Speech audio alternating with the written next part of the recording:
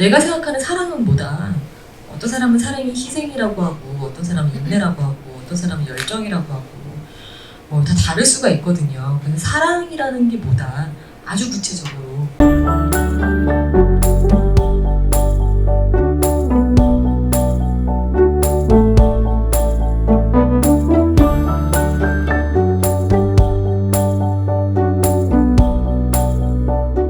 제가 인생학교에서 선택에 관련된 강의를 하면서 얼마나 많은 사람들이 선택에 대해서 고민을 갖고 있는가를 이제 알게 됐어요.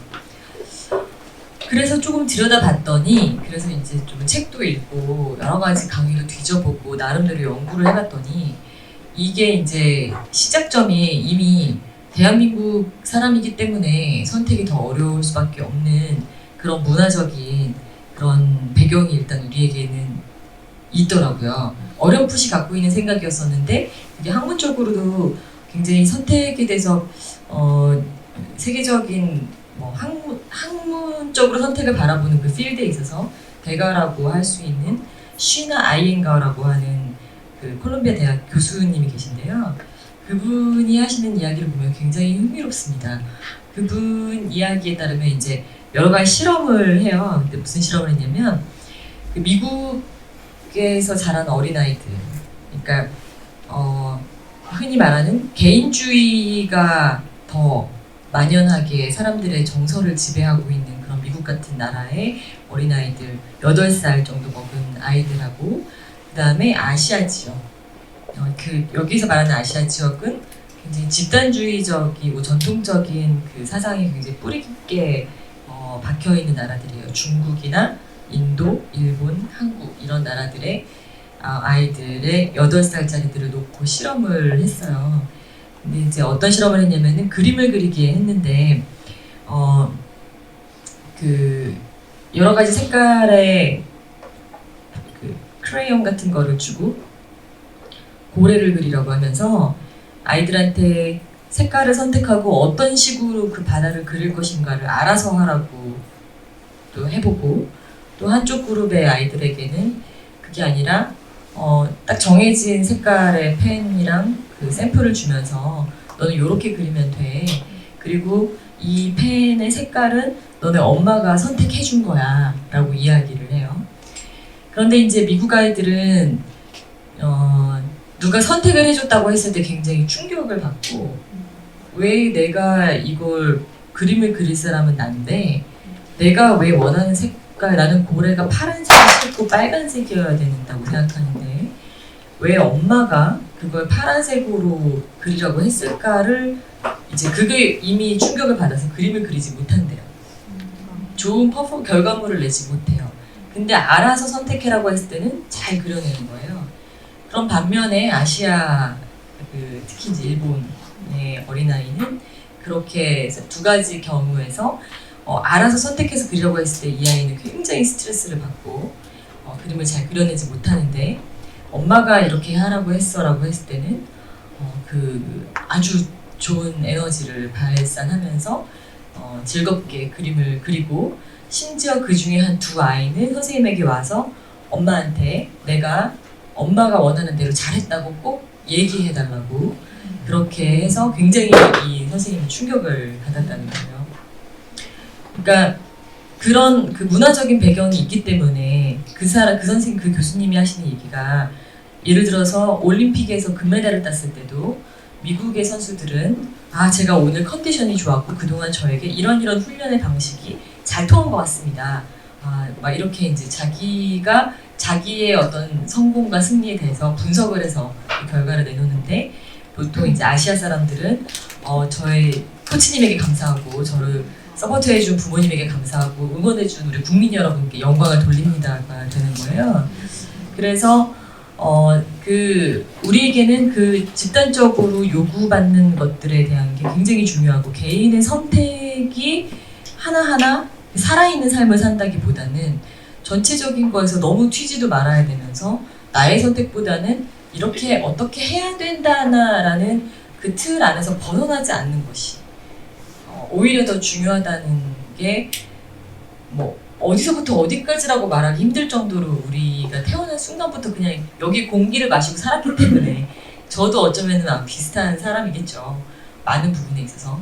그래서 이 선택이 주도적으로 이제 그 사회가 많이 변하고 있고 요즘은 또 개인주의적으로 변해가고 있고 예전에 비해서 예를 들면 중매 결혼보다 연애 결혼이 더 많아지고 이렇게 사회적으로 변하는 것들이 있잖아요. 그러니까 개개인이 해야 되는 선택들이 더 많아지는 요즘 같은 시대가 되면서 더 많은 혼란을 겪을 수밖에 없는 것 같아요. 좀 더 독립적이고 자립적으로 내가 가지고 뭔가를 살아가고 싶다는 생각을 갖고 있는 사람들에게는 문화적인 배경이 그렇게 버티고 있으니까 갈등을 할 수밖에 없는 게 되는 거고 또 이제 뭐 문화만 탓할 수는 없는 거고 또 어떤 게 있냐면 그거는 어렸을 때부터 내가 책임을 지지 않아도 되는 거였기 때문에 좀 나약해진 게 아닐까라고 저는 생각을 해요. 선택은 무한한 자유를 의미하지만 선택은 또 엄청난 책임을 동시에 요구하는 일입니다. 그래서 내가 선택을 할 수 있다라는 건 그 결과에 대해서 책임을 내가 져야 된다는 거기 때문에 선택을 가로막는 가장 큰 그 이유 중에 하나는 저는 두려움이라고 생각하거든요. 실패하면 어떡하지? 낙오자가 되면 어떡하지? 이거 정말 내가 해도 되는 걸까? 누구한테 물어봐야 될 것 같고 아무도 이렇게 사는 사람 없다는 데가 되는 거고요. 그래서 이 선택이라는 거를 하는 거를 어렸을 때부터 훈련이 되지 않은 우리로서는 과연 어떻게 해야 되는지 전혀 알 방법이 없는데 이걸 가르쳐 주는 데는 없고 어떻게 트레이닝을 받아야 되는지 전혀 모르는 상태에서 매일매일 막 우르르 떨어지는 거죠. 선택을 해야 되는 그 순간과 그런 운명적인 일들, 사건들이 내 앞에 막 놓이는 그런 인생을 이제 살게 됩니다. 그럼 그 다음에 알아야 되는 게 나는 나만의 가치 기준이라는 게 있는가입니다. 시간이 너무 빨리 가서 좀 빨리빨리 넘어갈게요. 행복이라는 거에 대해서 나만의 가치 기준이 있는가? 어떻게 사는 것이 행복하다?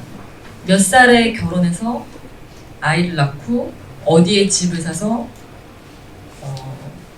어떻게 살아야 되는 게 행복이다라고 누군가가 사회에서 보이지 않는 목소리로 말을 하고 있다 하더라도 내가 생각하는 행복은 그거랑 거리가 멀 수 있는데 나만의 행복이라는 것이 무엇인지 정의를 한 번쯤은 내려보셨는지 그리고 성공이라는 건 뭘까? 어떤 사람에게는 돈을 많이 버는 게 성공일 수 있겠지만 어떤 사람에게는 정말 끊임없이 누구에게 헌신할 수 있는 삶을 살아서 그것이 나에게 가치 있는 삶이다라고 생각되면 그게 성공이라고도 할 수 있고 또 어떤 사람에게는 인생을 어떻게 잘 살아서 무엇을 이루는 것보다 매일매일 하루하루의 일상을 잘 살아내는 게 나에게는 성공이다.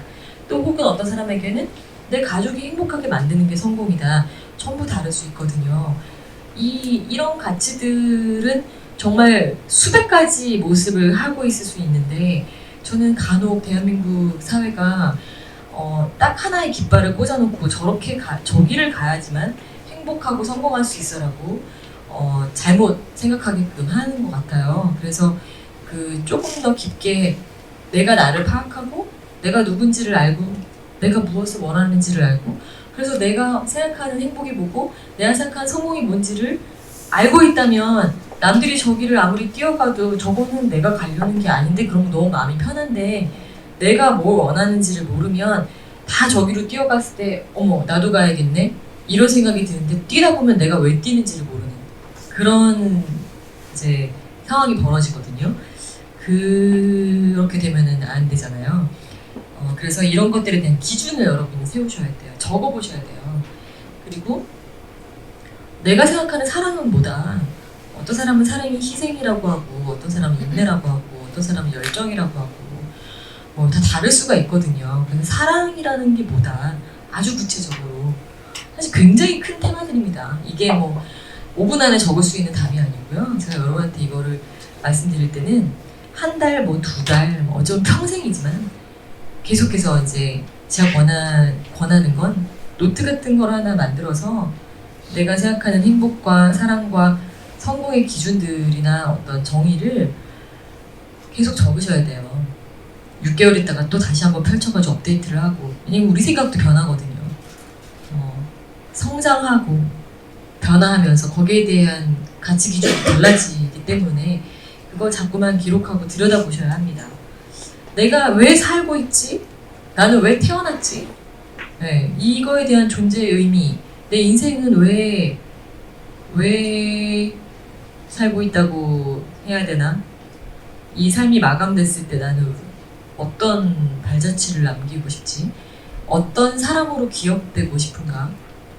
이런 거에 대해서 누구나 다 이제 세상을 떠날 건데 내가 없어졌을 때는 사람들이 나를 어떻게 기억해 주기를 바라는지 이런 것도 정말 생각을 하셔야 돼요. 그리고 핵심 가치가 무엇인지를 아셔야 됩니다. 이게 무슨 말이냐면 예를 들면 저의 핵심 가치는 건강, 가족의 사랑, 그다음에 자유 이런 것들이 있어요. 그런 것처럼 여러분이 생각할 때 내 삶에서 절대 포기할 수 없는 가치들 이것만큼은 양보할 수 없어를 뭐 1에서 10까지 좀 많다 싶으면 1에서 5, 3 이렇게 절대적으로 순위를 정해서 마음속에 갖고 계셔야 돼요. 그 프라이어티를 마음속에 품고 있어야 좋은 선택을 할 수 있습니다. 기준이 있기 때문에 선택이 쉬워져요. 그리고 붉은 깃발이 뭐냐면 절대 하지 않을 것들. 나는 이것만큼은 안 해. 무슨 일이 있어도 나는 이건 안 해. 나는 그런 거에 대한 기준이 있으셔야 돼요. 그러니까 안 하면 되게 편해요. 그냥 이건 내가 안 하는 일이야. 그리고 안 하면 되는데 만약에 이제 그런 생각을 평상시에 갖고 있다고 해도 이건 내 붉은 깃발이야라고 내가 딱 꽂아놓지 않으면은 어떤 유혹이 왔을 때 끌려가게 되고 후회하게 되고 이러거든요. 그래서 이런 것들에 대한 거는 확실하게 마음을 좀 정해놓으시는 게 좋고요. 그 밖에 선택의 기술은 뭐가 있냐면요. 시점을 이동하는 거예요. 지금 당장의 결과를 보고 선택을 하는 게 아니라 이게 5년 뒤에 나에게 어떤 영향을 미칠 것인가, 세상이 5년 뒤에 어떻게 변할 것인가를 생각하셔야 되고요. 선택의 함정들이 있습니다. 어떤 물을 가지고 테스트를 했어요. 하버드 심리학과에서 어떻게 했냐면은 그 식당 사람들하고 콜라보를 해가지고요. 물 메뉴를 만들었어요. 그래서 이거는 일반 수돗물, 이거는 뭐 좀 더 뭐 로컬 지역에서 나오는 생수, 이거는 무슨 럭셔리 버전의 무슨 물, 이거는 무슨 성분이 들어있는 물이다 라고 해가지고 물 메뉴를 이제 고급 식당에서 손님들한테 주고 저희 이런 메뉴가 있으니까 뭐 특이하니까 원하시는 물을 드시라고, 심지어 너무 가격이 많이 비싸니까 럭셔리한 물들은 이거를 미리 테이스팅을 해보시고 맛이 진짜 괜찮다고 판단이 되면은 그거를 서빙을 해드릴 수 있다. 그래가지고 다 이제 뚜껑을 따서 걔네들을 일반 수돗물부터 해가지고 그 다음에 정말 비싸요. 그런 이거는 아주 뭐가 들었다고 막 그래요. 무슨 미네랄 뭐가 들었고. 근데 사실 실제로 거짓말한 건 아니었어요. 왜냐면 그 성분들이 수돗물에도 다 있어요.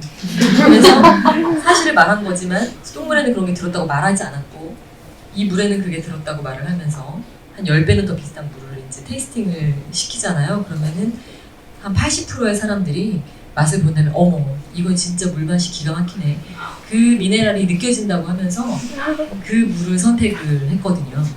근데 실제로는 다 수돗물을 받아서 라벨만 그렇게 붙여서 놨던 거였습니다.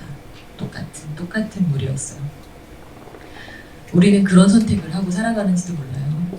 남들이 갖고 있는 떡이 더 커 보이죠. 라벨만 바꿔놓으면 훨씬 더 럭셔리해 보이고 뭔가 대단해 보이고 타이틀에 속지 맙시다. 그 가짜의 그런 어떤 허구적인 그런 것들이 나를 만들어준다고 착각하는 거는 내가 누군지 파악하지 못하는 사람들이 하는 실수예요. 내가 누군지를 정확하게 알고 있는 사람들은 그런 겉으로 보여지는 것들에 별로 유혹당하지 않아요. 그것이 나를 바꿀 수 없다는 걸 알고 있거든요. 그래서 무슨 브랜드의 가방을 들고 내가 무슨 호텔에서 잠을 자는 게 별로 중요하지 않아집니다. 그런 함정에 빠지지 않도록 조심해야 되고요. 과거 경험하고 싸우지 마세요. 나는 왜 그때 그런 실수를 했지를 자꾸만 후회하고 옛날에 사귀었던 남자친구와 미워하고 어떤 내가 했던 실수 때문에 나를 막 자책하고 그거에 원망이 됐다고 그러니까 원이 있다고 생각하는 사람을 막 미워하고 원망하고 과거의 경험과 내가 화해하지 못하면 그 실수를 자양분으로 만들지 못해요. 그 잘못됐던 선택들을 어머 여기도 사람 계셨는데 얼굴을 한 번 못 봤네요. 왜 가려있어? 그 과거의 경험들과 화해를 해야 그 경험들이 내 미래를 위한 좋은 선택의 기술로 변합니다. 이미 지나갔잖아요. 후회하면 바뀌어요, 결과가? 과거를 보지 마세요. 제가 주장하듯이 오늘은 앞으로 남아있는 여러분의 인생의 첫날이에요. 그것만 생각하시고 어떻게 하면 내 과거의 경험들과 내가 화해를 해서 이 아이들을 내 미래의 재료로 만들 것인가를 잘 현명하게 판단하셔서 앞으로의 선택이 점점 질이 좋아지게 하시는 게 중요합니다. 우선순위를 항상 정해두세요. 내가 나에게 중요한 거, 예를 들면 나는 무조건 가족이 먼저야. 나는 무조건 뭐가 먼저야. 나 이런 거. 나는 무조건 내 마음의 안정이 먼저야. 나는 뭐 이런 것들 있죠. 이것만큼은 나는 어길 수 없어. 이런 우선순위의 설정이 너무 중요해요. 그러니까 이런 것들은 하루아침에 알 수 없어요. 왜냐면 여러분은 몰라요. 모르셨잖아요. 아까 제가 누구냐고 하니까 아무도 대답 못 하시던데요. 그거를 파악하시는 시간을 공을 들이셔야 돼요. 공을. 그리고 어떤 일을 어떤 안 좋은 일이 뭐 있었거나 어떤 상황에 처했을 때 그것이 나에게 굴레가 되게 할 것인가 날개가 되게 할 것인가는 자기의 선택입니다. 나는 결혼을 해가지고 자유가 없어졌어. 아닐걸요? 그 결혼하지 않은 사람들은 할 수 없는 일들이 그 안에 또 있는데 그것이 날개가 되도록 만드는 게 중요한 거지. 그 상황 자체가 그러니까 이렇대요. 짐승들 있죠. 말을 하지 못하는 인간이 아닌 다른 짐승들은 신체적으로 신체적으로 얘네들을 자유를 뺏어버리면 존재 자체의 위협을 느끼게 된대요. 예를 들면 동물원에 이 아이들을 넣어두면 얘네가 자기가 태생적으로 갖고 있는 사냥 본능도 이용할 수 없고 환경이 왜 바뀌었는지 이해를 하지 못하기 때문에 동물원이라는 거의 개념을 모르니까 자기가 왜 지금 여기 살고 있는지 숲속이 아니라 그걸 모르기 때문에 굉장히 어떤 우울증과 정신불안, 정신분열 막 이런 거 되게 불쌍한 거예요. 동물원에 있는 애들은. 그런 거를 겪게 되는데 인간은 신체적으로 자유를 빼앗겼다고 해서 정신의 자유를 같이 잃지 않아요. 자기가 어떻게 하느냐에 따라서 정말 예전에 뭐 독립투사들이라든가 넬슨 만델라 대통령이라든가 이런 사람들 감옥에 갇혀서도 엄청난 작업들을 하잖아요. 그러니까 어떤 우리의 신체적인 자유가 속박이 됐다. 어떤 상황이 나를 굴레를 씌웠다고 해서 그것을 그냥 굴레로 남겨두느냐 이걸 나의 날개로 만드냐는 건 여러분의 선택입니다. 다른 사람을 탓할 수 없고요. 그리고 완벽한 선택은 없다는 걸 받아들이셔야 돼요. 어차피 선택은 불완전하다. 그렇기 때문에 이거를 어떻게든 받아들이고 그 안에서 최선이 되게끔 나는 어떻게 할 것인가를 생각하시는 게 중요합니다.